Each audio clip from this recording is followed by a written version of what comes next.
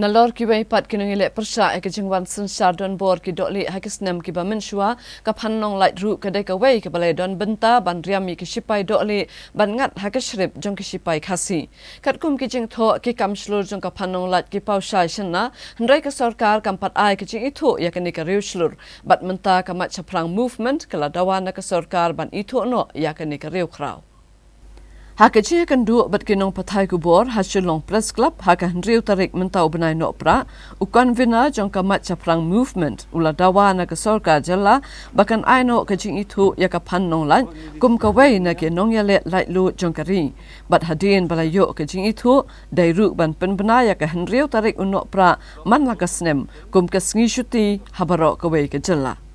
Uba Michael's aim ulaya thuru baka Maitshaphrang Movement kala dab ada ke jing tho so ulampang ke yung dorbar thoan ke ni ke jalla uba met ba lengdo banyak keren ya ke ni ka kambat ke sarkar pedeng khanang banyo ke jing ithuh ya ka Phan Nonglait kum ka wei na ki kenthai ka balaya don benta ha ka Nongialeh Laitluid na ka jing sinshar don bor jong ki doli Phan Nonglait is definitely among the unsung heroes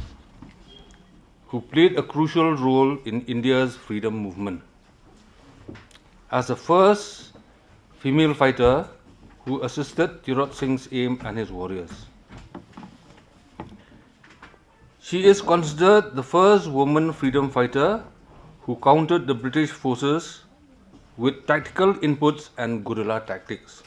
according to Ratan Bhattacharjee. Ratan Bhattacharjee. The war that Tirot Singh's aim led against the British was more of a war of swords and arrows versus guns, he added. Phan Nonglait's role in the freedom struggle is no less than the Rani Lakshmi Bai of Jhansi. Lakshmi Bai of Jhansi in the year 1957. Tamut kani kawan hadin jongga jing simbenta jongga Phan Nonglait. So apart from her active role in the Anglo-Khasi War, she was also instrumental in the killing of 32 British soldiers. Kat kum jing siam jong ka kot balatho du ba Daniel Stone lingdo, Supreme Court lawyer. Observing her 172nd death anniversary, the Maitshaphrang urged both the Government of India and Meghalaya to give due recognition and prominence to this unsung hero and observe the 6th of December as Phan Nonglait Day.